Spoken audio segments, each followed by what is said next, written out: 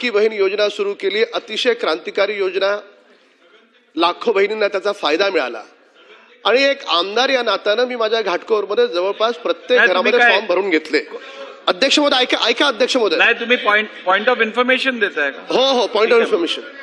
तर माझ्या मतदारसंघात भरून घेतले। आजही काही महिला माझ्या घरी आल्या, अध्यक्ष महोदय आजही महिला काही घरी आल्या आणि त्यांचं म्हणणं एवढं आहे की सुरुवातीला 2 महिन्याचे त्यांना पैसे आले, काही महिलांना एका महिन्याचे पैसे आले आणि नंतर ते पैसे यायचे बंद झाले। आपण चेक केलं, त्यांचं आधार कार्ड बँकेला लिंक आहे का आहे, पण काही माहितीच मिळत नाहीये। असं सगळ्यांच्या बाबतीत नाहीये, काही महिलांच्या बाबतीत आहे।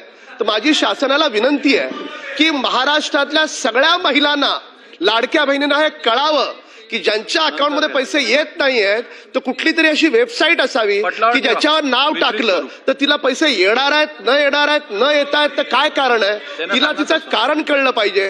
कारण ती लाडकी बहीण आजही आशेवर आहे की मला 2 महिन्याचे पैसे मिळाले, पुढचे पैसे मला मिळणार की नाही मिळणार। माहितीबद्दल धन्यवाद। निर्देश द्यावेत की सरकारनं अशा स्वरूपाची वेबसाईट सुरू करावी आणि विरोधी पक्षाला बोलण्याचा काय अधिकार नाही। तुम्ही त्या लाडक्या बहिणीला खडकू दिला नाहीत, आम्ही दिलेत पैसे आम्ही, आणि ज्या बहिणींना मिळत नाहीत त्या बहिणींना सुद्धा आम्ही देऊ। आणि सन्माननीय आदित्य ठाकरे साहेब, तुम्हाला तर जराही नाही, तुम्हाला तर जराही नाही, महापालिका लुटून खाल्लीत तुम्ही। पंकजाताई बोला, नियम बोला बोला बोला बोला बोला पंकजाताई बोला बोला, मी ऐकतोय, मला ऐकू येतंय, बोला।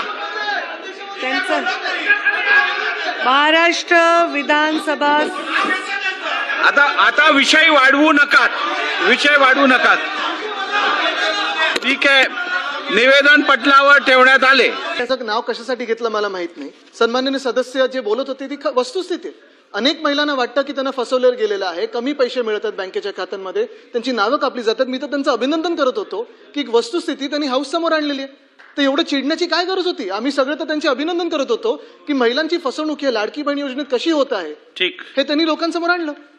ठीक आहे, चला लक्षवेधी क्रमांक 1 नाही, नाना भाऊ नाही, आता नाही, लक्षवेधी क्रमांक 1